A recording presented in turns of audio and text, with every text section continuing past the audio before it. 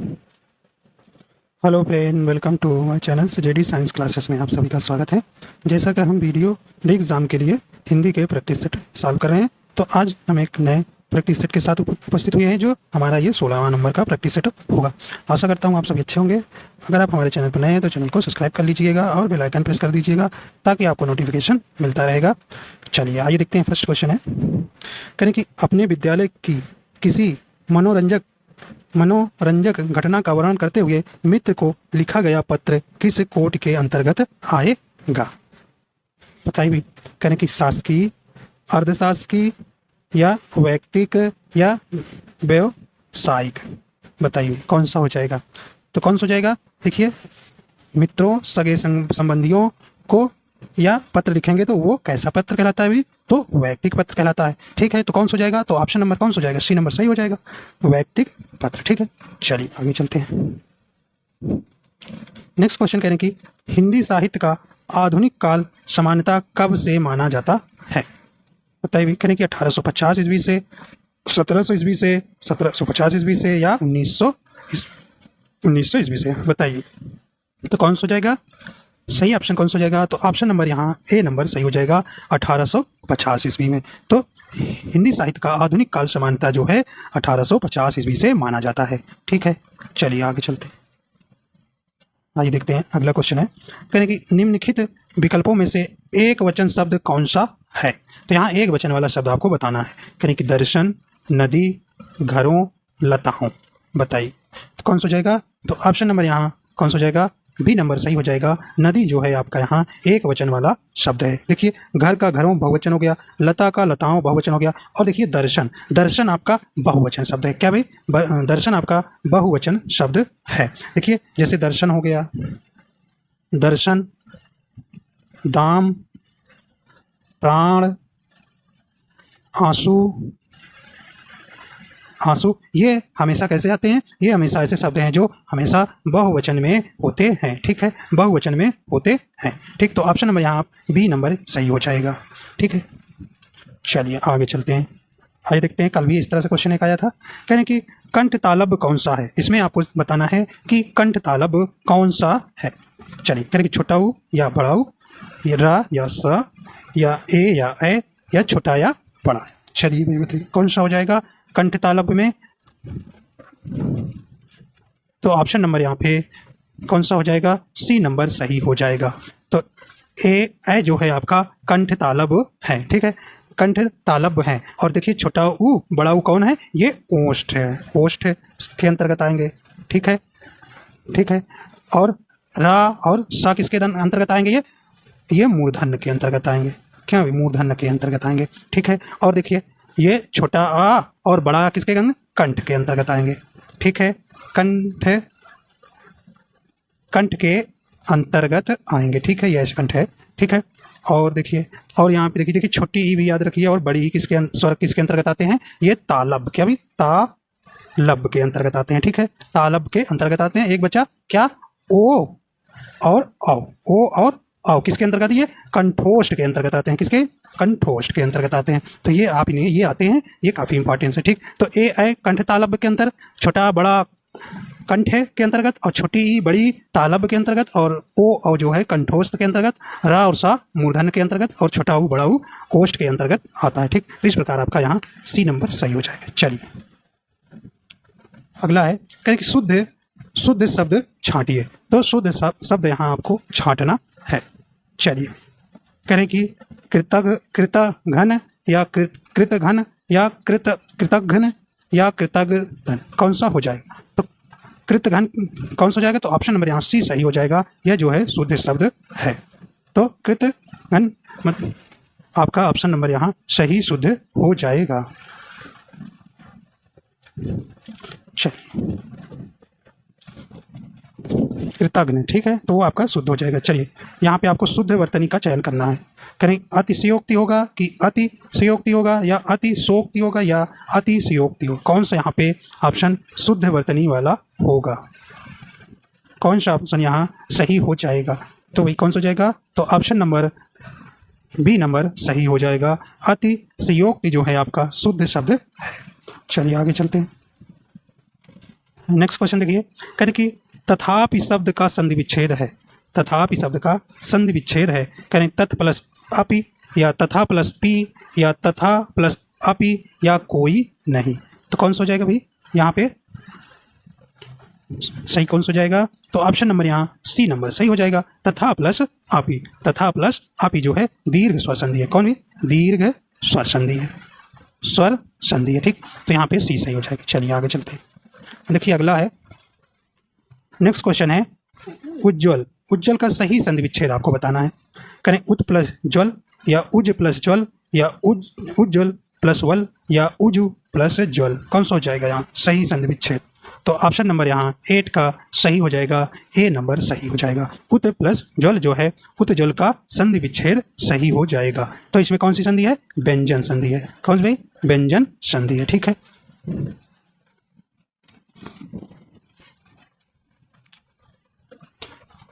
अगला देखिए, कहें कि बैलगाड़ी शब्द में समास है। चलिए बैलगाड़ी में आपको यहाँ समास बताना है। कहें कि द्वंद्व समास है, द्विगु समास है, कर्मधारय समास है या तत्पुरुष समास है। बताइए कौन सा हो जाएगा सही? ऑप्शन आपका डी नंबर सही हो जाएगा, तत्पुरुष समास है। देखिए इसका समास विग्रह आप करेंगे तो बैल के लिए गाड़ी, क्या भाई? बैल के लिए गाड़ी। ठीक है, तो ऑप्शन नंबर यहाँ डी सही हो जाएगा। तो कौन सा जमा? करण तत्पुरुष समास है। ठीक है, करण तत्पुरुष समास इसमें है। ठीक है, देखिए कर्मधारय समास क्या होता है? यदि किसी शब्द के पहला पद या दोनों पद विशेषण हो या पहला पद और अंतिम पद जो है क्या हो? विशेषण हो, तो वहाँ कर्मधारय समास होता है। और भी द्वंद्व समास कहाँ होता है? जहाँ पर दोनों पद प्रधान होते हैं उसे हम द्वंद्व समास कहते हैं, जो इनका योजक विग्रह करने पर वहाँ और आते हैं उनके शब्द का विग्रह करने पर। ठीक है, और द्विगु समास में आपका पहला पद जो है संख्यावाचक होता है। ठीक है, तो आप इन्हें याद रखिएगा। चलिए आइए देखते हैं। नेक्स्ट क्वेश्चन कह रहे हैं कि द्वंद्व समास में कौन सा पद प्रधान होता है? देखिए द्वंद्व समास आ गया, कह रहे हैं कि पूर्व पद, उत्तर पद, दोनों पद प्रधान या कोई तीसरा पद प्रधान। ठीक है, कोई तीसरा पद तो ये तो आपका बहुब्रीहि में चला जाएगा ना जो। तो चलिए कह रहे हैं कि पूर्व पद, उत्तर पद, तो कौन हो जाएगा? सी नंबर आपका सही हो जाएगा, जो है इसमें दोनों पद क्या होते हैं? प्रधान होते हैं। ठीक है, दोनों पद प्रधान होते हैं, जैसे आपका माता पिता, रात दिन। ठीक है, आइए चलते हैं आगे। नेक्स्ट क्वेश्चन देखिए, कह रहे हैं कि दूर उपसर्ग से बना शब्द निम्न से कौन सा है? देखिए दूर उपसर्ग से शब्द से कौन सा? ठीक, कह रहे हैं कि दूरदशा, दुहाई, दूरी, दूर। तो कौन सा हो जाएगा? तो ऑप्शन नंबर यहाँ फर्स्ट सही हो जाएगा, दूरदशा। ठीक है, दूर आपका क्या हो गया? उपसर्ग पहले लगता है और क्या भाई? दशा आपका मूल शब्द हो गया। दशा क्या हो गया? दशा जो है आपका मूल शब्द हो गया। तो उपसर्ग हमेशा किसी मूल शब्द के पहले लगता है और उनके अर्थ में परिवर्तन कर देता है। ठीक है, तो आप यहाँ याद रखिए, ए नंबर आपका सही हो जाएगा। ठीक, नेक्स्ट क्वेश्चन देखिए,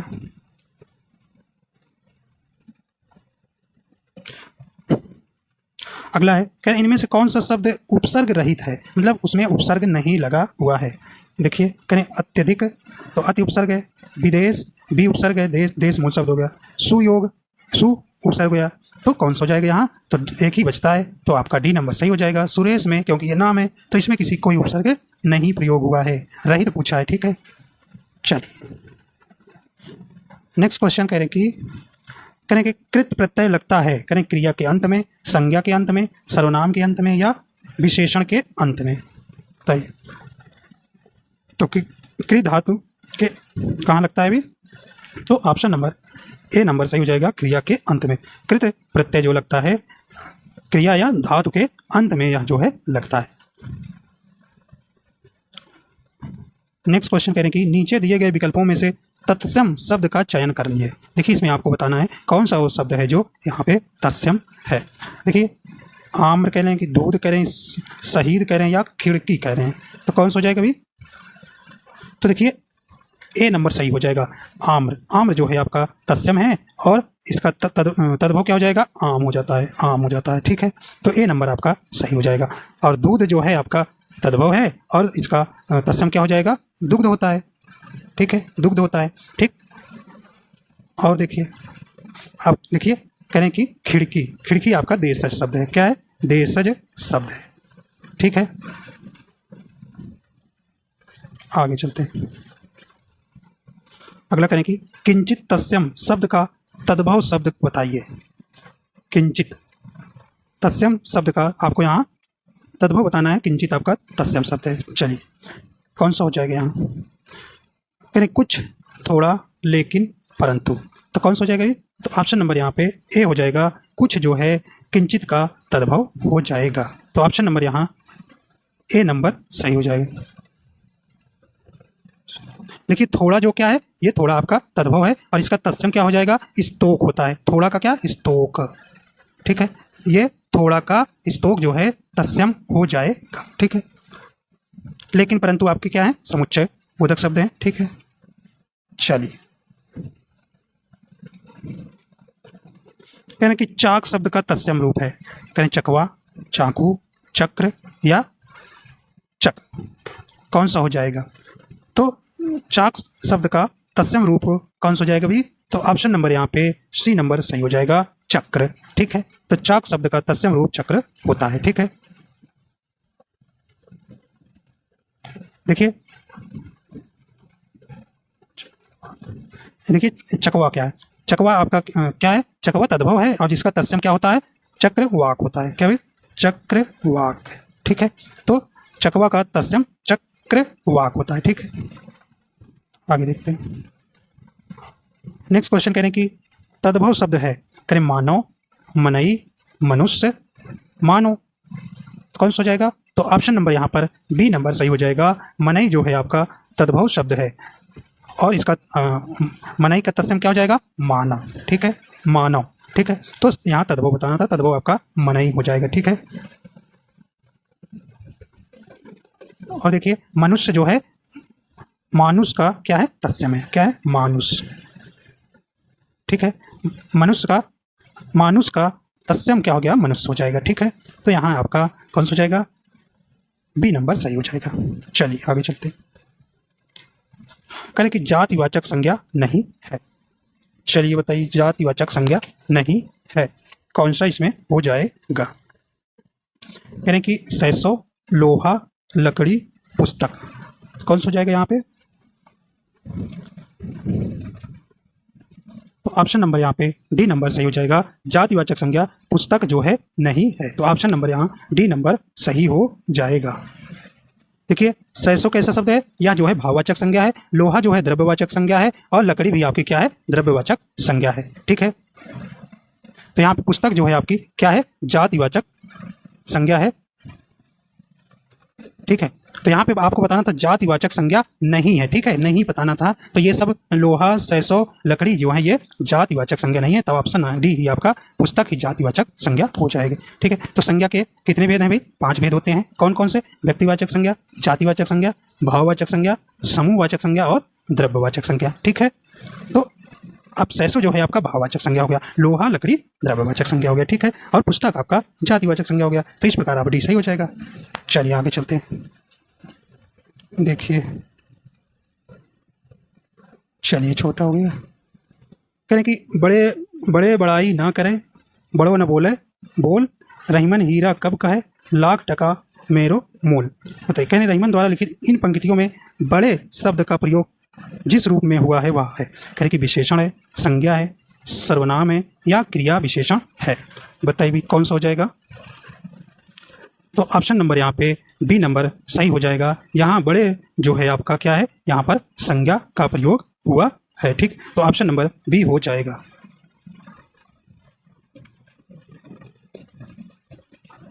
देखिए जो आपको यहाँ पंक्ति दी है बड़ाई। ठीक है, बड़ाई जो है बड़े शब्द की विशेषता बता रहा है। ठीक है, अतः यह विशेषण और बड़े शब्द क्या है? आपका संज्ञा है। ठीक है, बड़ाई जो है ये आपका बड़े शब्द की विशेषता बता रहा है। ठीक है, इसलिए यहाँ पर बड़े जो है ये आपका संज्ञा हो जाएगा। चलिए आगे चलते हैं। कह रहे हैं कि वह बहुत अच्छा लड़का है में वह जो है कौन सा सर्वनाम है? बताइए। तो सर्वनाम आप जानते हैं 6 प्रकार के होता है। कौन कौन? पुरुषवाचक सर्वनाम, निश्चयवाचक सर्वनाम, अनिश्चयवाचक सर्वनाम, संबंध बोधक और प्रश्नवाचक, और अंतिम है निजवाचक सर्वनाम। ठीक है, तब बताइए इसमें से कह रहे हैं कि वह बहुत अच्छा लड़का है में जो है वह जो है कौन सा सर्वनाम है? बताइए कौन सा हो जाएगा? तो वह जो है आपका कैसा है, तो ऑप्शन नंबर यहाँ ए सही हो जाएगा, निश्चयवाचक सर्वनाम है, निश्चयवाचक सर्वनाम है। ठीक है, तो निश्चयवाचक सर्वनाम क्या होता है, जिस सर्वनाम से किसी वस्तु का निश्चित बोध होता है उसे हम निश्चयवाचक सर्वनाम कहते हैं, जैसे वह, यह। ठीक है, तो ये आपका निश्चयवाचक सर्वनाम होते हैं। ठीक है, चलिए आगे चलते हैं। आइए देखते हैं अगला क्वेश्चन। कह रहे हैं कि कबीर कल बहुत सुंदर दिख रहा था। करें उपयुक्त वाक्यांश में रेखांकित शब्द व्याकरण की दृष्टि से क्या है, संज्ञा है, सर्वनाम है, कारक है, विशेषण है। तो कौन सा हो जाएगा, तो देखिए सुंदर, सुंदर आप जानते हैं किसको बताता है, विशेषण को बताता है। तो ऑप्शन नंबर यहाँ पर डी नंबर सही हो जाएगा, डी नंबर सही हो जाएगा, विशेषण। ठीक है, चलिए अगला देखते हैं। नेक्स्ट क्वेश्चन है, देखिए अगला क्वेश्चन कह रहे हैं कि करें बालक इस पुस्तकालय में पढ़ रहा है। वाक्य में क्रिया है, करें कि संयुक्त है, सहायक है, आकर्मक है, सकर्मक क्रिया है। बताइए भाई कौन सा हो जाएगा, कौन सा हो जाएगा, तो कौन सा हो जाएगा, तो ऑप्शन नंबर यहाँ पर डी नंबर चला जाएगा, सकर्मक क्रिया है। तो बालक इस पुस्तकालय में, बालक इस पुस्तकालय में क्या कर रहा है, पढ़ रहा है, तो वहाँ पर सकर्मक क्रिया हो जाएगा। चलिए नेक्स्ट क्वेश्चन चलते हैं। नेक्स्ट क्वेश्चन कह रहे हैं कि निम्नलिखित में से अव्यय बताइए, अव्यय बताइए। ठीक है, तो अव्यय आपको यहाँ बताना है। कह रहे हैं कि वर्तमान, नया तथा सुंदर। तो कौन सा हो जाएगा भाई, तो ऑप्शन नंबर यहाँ 23 का कौन सा हो जाएगा, सी नंबर चला जाएगा। तथा जो है आपका अव्यय है। तो अव्यय क्या होते हैं, देखिए ऐसे शब्द जिनमें लिंग वचन, भाई लिंग वचन, पुरुष और कारक आदि के कारण कोई विकार नहीं आता है, वे अव्यय कहलाते हैं। जैसे आप आज, कब, इधर, किंतु, परंतु, क्यों, जब, तब, ये शब्द आपको जहाँ दिखे तो अव्यय आप लगा दीजिए, और, तथा। ठीक है, ये आपको अतः, तो ये जब वर्ड आपको जहाँ दिखेंगे तो आप उन्हें क्या मानेंगे, वह अव्यय कहेंगे। ठीक है, तो अव्यय भी आपके 4 भेद होते हैं। कितने भेद, 4 भेद होते हैं। पहला है क्रिया विशेषण, दूसरा है संबंध बोधक, तीसरा है समुच्चय बोधक और चौथा है विस्मादि बोधक। ठीक है, तो इस प्रकार यहाँ आपका सी नंबर सही हो जाएगा। चलें आगे। नेक्स्ट क्वेश्चन कह रहे हैं कि अथवा व्याकरण की दृष्टि से है, कह रहे हैं कि संधि है, उपसर्ग है, अन्वय है, अव्यय है। कौन सा हो जाएगा, तो कौन सा हो जाएगा, अभी आपने बताया, अभी क्या हो जाएगा, अव्यय हो जाएगा। ठीक है, तो डी नंबर आपका सही हो जाएगा। चलिए आगे चलते हैं। अगला क्वेश्चन कह रहे हैं कि अमृत का पर्यायवाची निम्नलिखित में से कौन सा है। अमृत का पर्यायवाची आपको बताना है। कह रहे हैं कि अनंत है, त्रिदश है, अंशु है, पीयूष है। बताइए कौन सा हो जाएगा, तो अमृत का पर्यायवाची जो है आपका ऑप्शन नंबर डी सही हो जाएगा। पीयूष जो है अमृत का पर्यायवाची है। ठीक है, तो अमृत का पर्यायवाची और है, जैसे सुधा भी बोलते हैं, सुधा भी बोलते हैं, सुधा, सोम, अमी। ठीक है, तो ये जो है अमृत का पर्यायवाची है। देखिए अनंत का पर्यायवाची से आकाश, नभ, गगन, अंबर, व्योम। ठीक है, अनंत का पर्यायवाची आकाश, नभ, गगन, अंबर, व्योम। ठीक है, त्रिदश का पर्यायवाची जैसे देव, देवता, सूर्य, अमर्त्य। ठीक है, और अंशु का जैसे किरण, रश्मि, मरीच। ठीक है, किरण, रश्मि, मरीच। ठीक, तो इस प्रकार आपका यहाँ डी सही हो जाएगा। आइए देखते हैं अगला क्वेश्चन। कह रहे हैं कि कौन सा शब्द चतुर का पर्यायवाची शब्द है। कह रहे कि कंचन, वयस्क, पामर, नागर। कौन सा हो जाएगा, तो ऑप्शन नंबर यहाँ पर डी नंबर सही हो जाएगा। नागर जो है चतुर का पर्यायवाची शब्द है। ठीक है, और देखिए जैसे सयाना भी बोलते हैं चतुर का, सयाना, यानी सयाना हो गए हो, बहुत चतुर हो गए हो। सयाना, प्रवीण,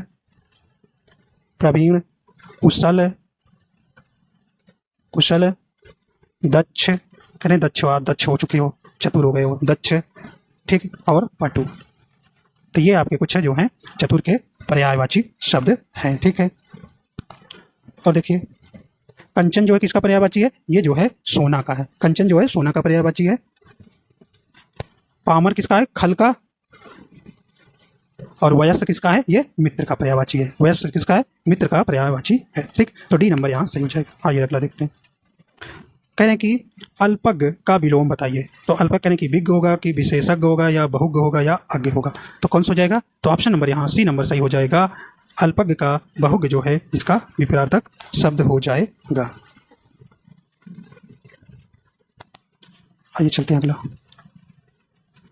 नेक्स्ट क्वेश्चन कह रहे हैं कि प्रवर का विलोम शब्द है। कहें अंतिम, अवर, अप्रशस्त्र या प्रशस्त्र। तो क्या हो जाएगा?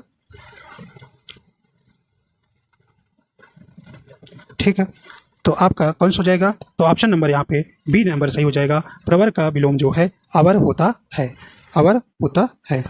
ठीक है, तो देखिए अंतिम किसका विलोम है? ये आपका आरंभ, ये जो है आरंभिक का विलोम अंतिम है। और ये प्रशस्त का किसका विलोम क्या हो जाएगा? अप्रशस्त। ठीक है, ठीक है, चलिए आगे चलते हैं। देखिए अगला क्वेश्चन कह रहे हैं कि रामायण और महाभारत का समय स्पेस हो गया पर ये ग्रंथ अभी तक नए हैं। ठीक है, चलिए कह रहे हैं कि अतीत, अभिभूत, अविनीत या काल अतीत। ठीक है, कौन सा हो जाएगा? तो यहाँ पे भरना है। तो ऑप्शन नंबर यहाँ पे डी नंबर सही हो जाएगा। रामायण और महाभारत का समय काल अतीत हो गया पर ये ग्रंथ अभी तक नए हैं। ठीक है, अगला देखिए,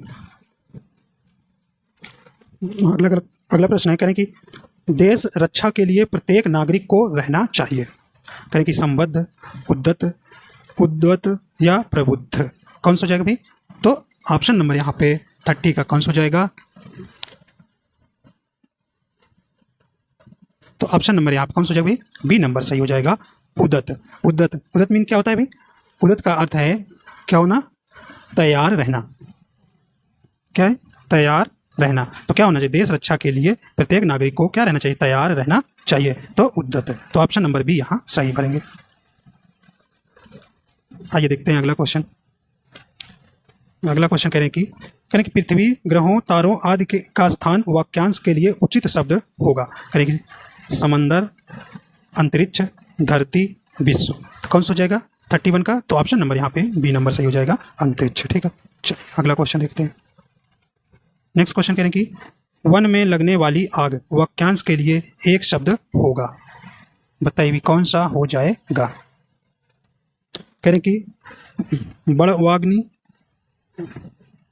दावाग्नि या विराग्नि या जठर अग्नि। बताइए भी कौन सा हो जाएगा? वन में लगने वाली आग के लिए एक शब्द कौन सा हो जाएगा? तो ऑप्शन नंबर यहाँ पे बी नंबर चला जाएगा, दावाग्नि। तो ऑप्शन नंबर यहाँ पे बी नंबर सही हो जाएगा। वन में आग लगने वाली आग के लिए एक शब्द है। आइए देखते हैं अगला क्वेश्चन। अगला है करें कि आडंबर बहुत किंतु वास्तविकता कुछ नहीं के लिए सही लोकोक्ति है। कहीं आँख का अंधा नाम नयन सुख, या ऊंची दुकान फीका पकवान, या ऊँट के मुंह में जीरा, या खोदा पहाड़ निकली चिड़िया। तो कौन सा हो जाएगा यहाँ? तो ऑप्शन नंबर यहाँ पे कौन सा हो जाएगा? तो ऑप्शन नंबर यहाँ पे बी नंबर सही हो जाएगा, ऊंची दुकान फीका पकवान। ठीक, आइए देखते हैं अगला क्वेश्चन। करें दूध का दूध और पानी का पानी करना मुहावरे का अर्थ है। तो कौन सा हो जाएगा? करें उचित निर्णय करना। तो ऑप्शन नंबर यहाँ ए नंबर सही हो जाएगा, उचित निर्णय करना। अगला देखिए, कह रहे कि आंख का अंधा नाम नयन सुख लोकोक्ति का सही अर्थ चुने। करें गुण के अनुरूप नाम होना, गुण के विरुद्ध नाम होना, या मूर्ख होना, या मूर्खों में कुछ पढ़ा लिखा व्यक्ति। तो कौन सा हो जाएगा?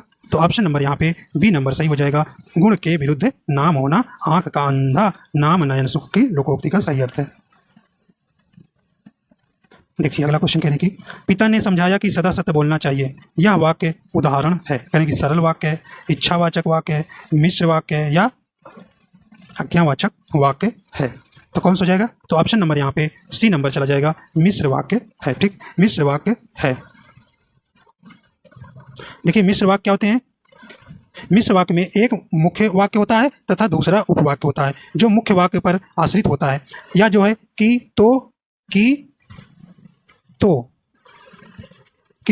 जब, कभी इत्यादि संयोजन शब्दों से जुड़े रहते हैं। ठीक, तो इस प्रकार आपका यहाँ की शब्द से जुड़ा है। तो ऑप्शन नंबर यहाँ सी सही हो जाए। चलिए बताइए, इसमें आपको बताना है शुद्ध वाक्य पहचानिए।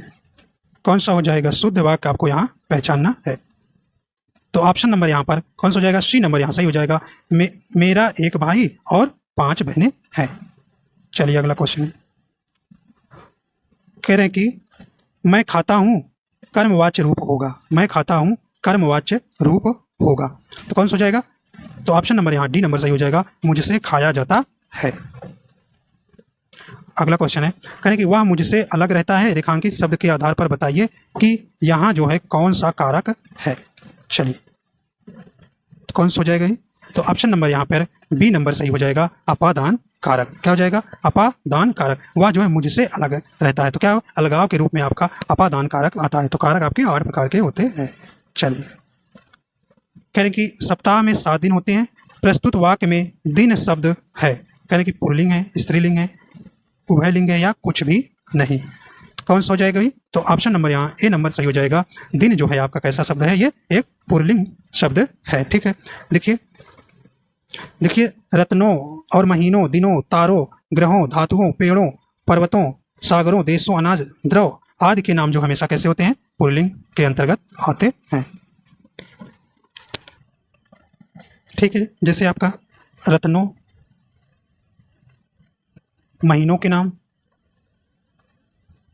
महीनों के नाम, दिनों के नाम, दिनों के नाम, तारों, ग्रहों, धातुओं और पेड़ों, पेड़ों, पर्वतों,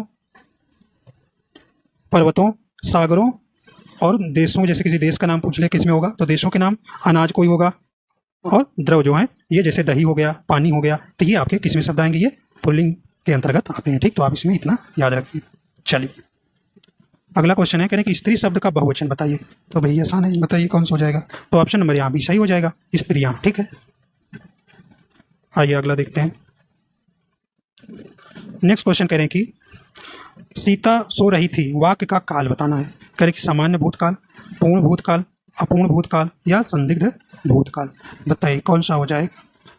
तो ऑप्शन नंबर यहाँ पे सी नंबर सही हो जाएगा। कैसा है ये, अपूर्ण भूतकाल है। देखिए सीता सो रही, अभी क्या है, सो रही थी, तो मतलब यहाँ अपूर्ण भूतकाल है। ठीक है, भूतकाल के कितने भेद हैं, 6 भेद होते हैं। ठीक है, चलिए अगला देखते हैं।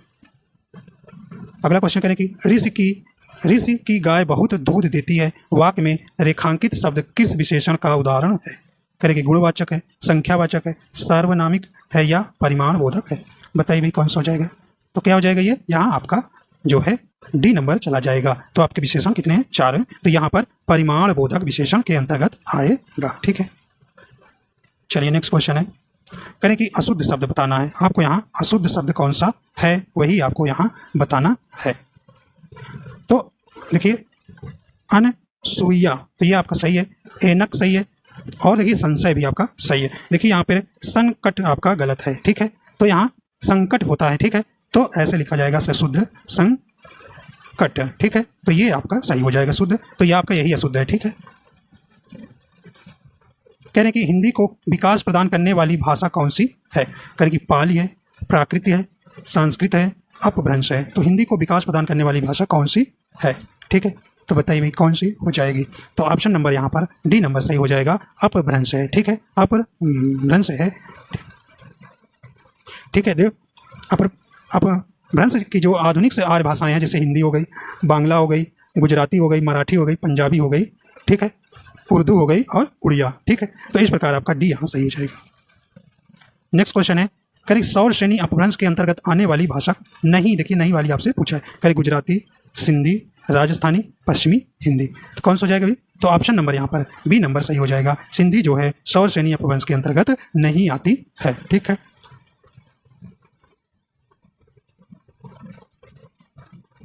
तो फिर सिंधी किसके अंतर्गत आती है, तो सिंधी जो है भाषा का विकास जो है ब्राचड़ अपभ्रंश के अंतर्गत आती है। ठीक है, ब्राचड़ अपभ्रंश के अंतर्गत आती है। ठीक है, तो इस प्रकार आपका बी नंबर हो जाएगा। ठीक है, तो अपभ्रंश के अंतर्गत कौन सा आएगी आपकी, ये गुजराती, राजस्थानी और पश्चिमी आ जाएगी। नेक्स्ट कहें कि फ्रेश ब्लड का उचित शाब्दिक अर्थ है। कहीं ताजा खून, स्वच्छ खून, नया खून, साफ खून। कौन सा हो जाएगा, तो ऑप्शन नंबर यहाँ सी नंबर से हो जाएगा, नया खून। ठीक है, अगला देखिए, कहने कि हमारा सर्वोपरि कर्तव्य है देश की सेवा करना। निम्न वाक्य के लिए सही अंग्रेजी अनुवाद का चयन कीजिए। तो बताइए कौन सा यहाँ हो जाएगा। तो ऑप्शन नंबर यहाँ पर सी नंबर सही हो जाएगा। ऑप्शन नंबर यहाँ सी सही हो जाएगा। Ours foremost duty is to serve the country. अगला देखिए, आज देखते करें एकल का विलोम बताना है। करें अकेला, उपर्युक्त, पर्याप्त, बहुल। तो कौन सा हो जाएगा। तो ऑप्शन नंबर डी नंबर सही हो जाएगा। बहुल जो है एकल का विलोम शब्द है। चलिए अगला देखिए, करें कि गज बदन का पर्यायवाची है। तो गज बदन किसका पर्यायवाची है। करें विष्णु का, करें कि गणपति का, या मेघनाथ का, या गर्जल का। बताइए भी कौन सा हो जाएगा। तो ऑप्शन नंबर यहाँ पे बी नंबर सही हो जाएगा। गणपति जो है गज बदन का पर्यायवाची है। ठीक, तो और देखिए गणपति के पर्यायवाची जैसे विनायक भी कहते हैं, गणेश, गौरी, सुत बोलते हैं। क्या भाई इसको गौरी सुत भी कहा जाता है। ठीक है, तो इस प्रकार आपके यहाँ बी सही हो जाएगा। तो आप इस प्रकार आपके 50 क्वेश्चन हो जाते हैं कंप्लीट। आशा करता हूँ ये आपको पसंद आया। अगर आप पसंद आया तो हमारे चैनल बनाएं तो चैनल को सब्सक्राइब कर लीजिएगा और लाइक एंड शेयर कर दीजिएगा। वीडियो देखने के लिए आपका बहुत बहुत धन्यवाद।